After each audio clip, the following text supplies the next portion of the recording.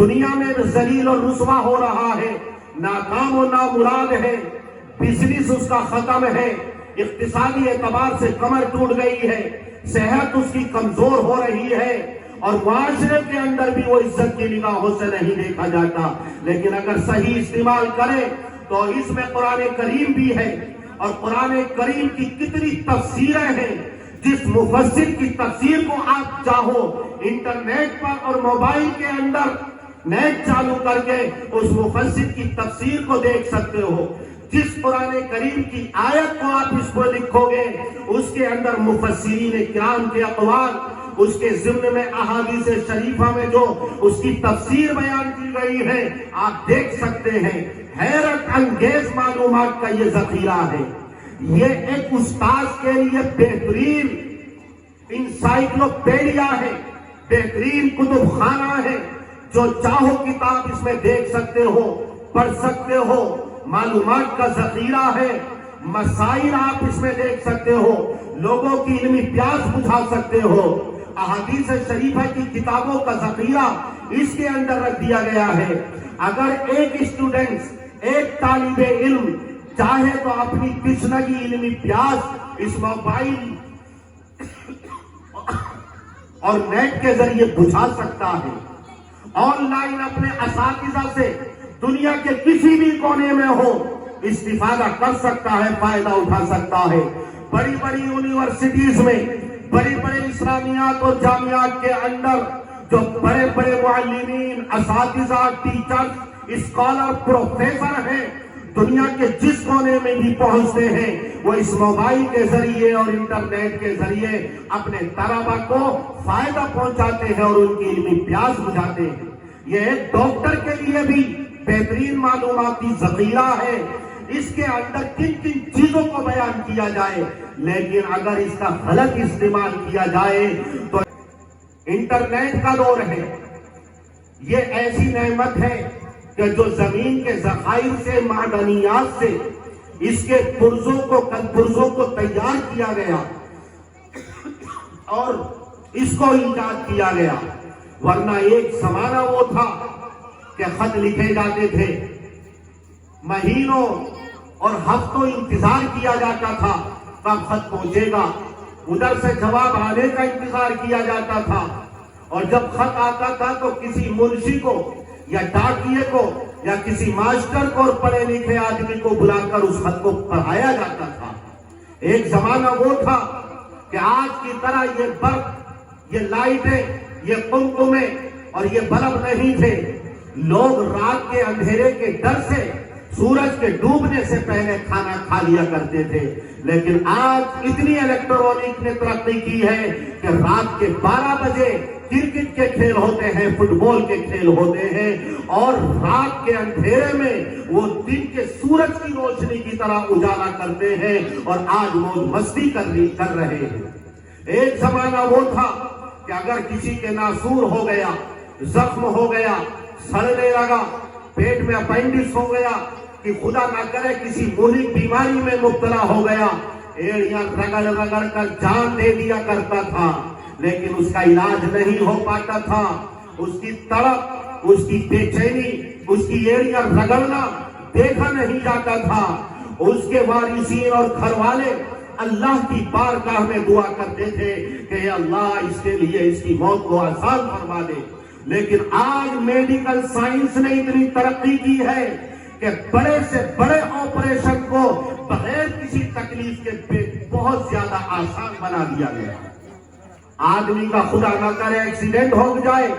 اس کی ہڈیاں بھی ٹوٹ جاتی ہیں۔ ایک ڈاکٹر نے کہا کہ ہمارے سامنے اس کے تمام جسم کے اعضاء اس طرح ہے جس طرح موبائل کے کل پرزے، اور ہم اس کی ہڈیوں کو اسی طرح جوڑ کر صحت مند انسان بنا دیتے ہیں۔ آج اتنی ترقی کی ہے، اور اسی ترقی کے دور میں ہماری نوجوان نسل کے، بوڑھوں کے اور بچوں کے اور عورتوں کے ہاتھ میں یہ ملٹی میڈیا اور اسمارٹ فون آ گیا۔ یہ اللہ کی ایک نعمت ہے کہ پہلے ہم کوئی حج کو گیا انتظار کرتے تھے، امید بھی نہیں ہوتی تھی کہ زندہ ہے یا مر گیا ہے، لیکن آج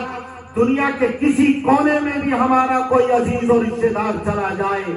جہاں سورج کی پہلی شعائیں پڑتی ہیں وہاں ہو، یا جہاں سورج اپنا آخری چہرہ غروب ہوتے ہوئے دکھاتا ہے وہاں چلا جائے، آپ کسی بھی وقت اپنے رشتہ دار سے، اپنے پارٹنر سے، کسی بزنس مین سے بات کر سکتے ہیں، اس کے چہرے کو دیکھ سکتے ہیں، اور اپنے بیوی بچوں سے بات کر کے اپنے دل کو سکون بھی بخش سکتے ہیں۔ اللہ نے یہ نعمت ہمیں عطا فرمائی ہے، اس کے اندر کتنی چیزیں ایسی ہیں جو ہمارے فائدے کے لیے ہیں، لیکن آج ہمارا نوجوان اس سے غافل اور یہود و نصارہ کی سوچی سمجھی اسکیم کے تحت غلط روش اختیار کر کے اپنے لیے جہنم کا ایندھن۔ قرآن مقدس میں 1450 سال پہلے یہ فرما دیا تھا، أَلَمْ تَرَوْا أَنَّ اللَّهَ سَخَّرَ لَكُم مَّا فِي السَّمَاوَاتِ وَمَا فِي الْأَرْضِ وَأَسْبَغَ عَلَيْكُم نِّعَمَهُ ظَاهِرَةً وَبَاطِنًا۔ کیا تم دیکھتے نہیں اللہ نے آسمان کی چیزوں کو اور آسمانی مخلوق کو تمہارے لیے مسخر کر دیا، زمین کے ذخائر، زمین کے معدنیات، تمام چیزوں کو اللہ نے تمہارے قبضے قدرت میں دے دیا ہے۔ اللہ نے اپنی نعمتوں کو تمہارے اوپر تام اور مکمل کر دیا ہے، اس لیے کہ اللہ دیکھنا چاہتا ہے، یہ آزمائش اور امتحان ہے کہ کون اچھے عمل کرتا ہے، اور چاند پر کمندے ڈال کر یا دنیا کی مخلوق اور آسمانی چیزوں اور مخلوق کو مسخر کر کے اللہ کی عبادت کو اور خدا کو بھول جاتا ہے۔ یہ اللہ دیکھنا چاہتا ہے۔ اللہ نے جو نعمتیں ہمیں عطا فرمائی، ہم ان کو اچھی چیزوں میں بھی استعمال کر سکتے ہیں،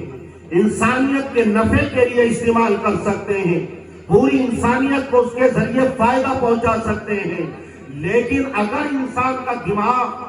اور انسان کی عقل الٹی چلی تو انہی کے ذریعے انسانوں کو تباہ اور برباد بھی کیا جا سکتا ہے۔ اس سائنس نے جب ترقی کی ہے، اور خاص طور سے 100 سال کے اندر جو حیرت انگیز انکشافات، تحقیقات اور سائنسی نئی ایجادات اس دنیا میں آئی ہیں، ان کے ذریعے ہوائی جہاز بنائے گئے، راکٹ بنائے گئے، لیکن انہی ہوائی جہاز کے ذریعے آدمی بیت اللہ کا سفر کرتا ہے،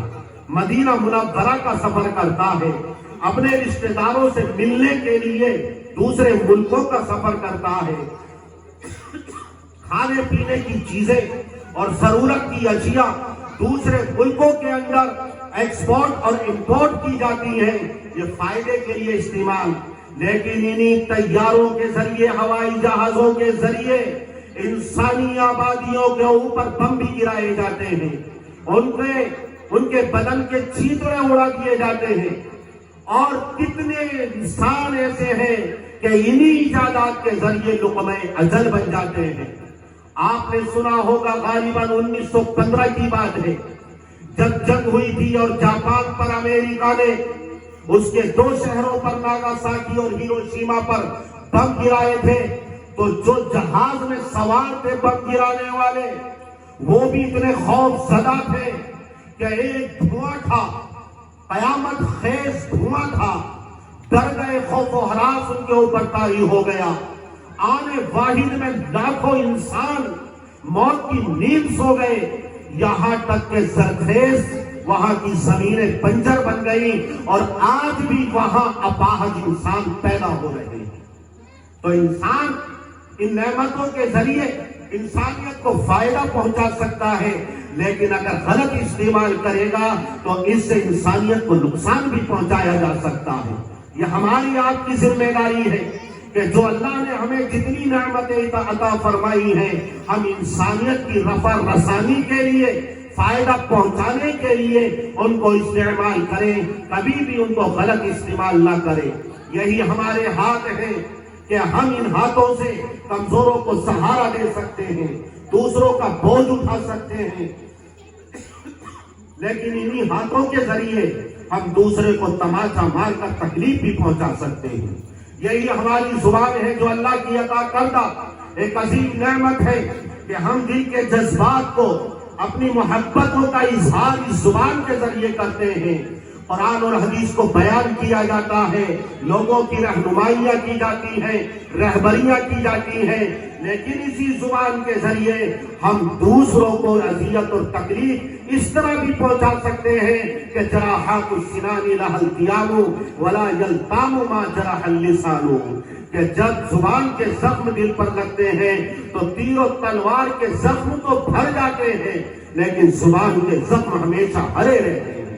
ہم ان نعمتوں کا اچھا استعمال بھی کر سکتے ہیں اور غلط بھی استعمال کر سکتے ہیں۔ اللہ نے ایک ہمیں نعمت عطا فرمائی ہے، یہ موبائل کی نعمت۔ سائنسی دور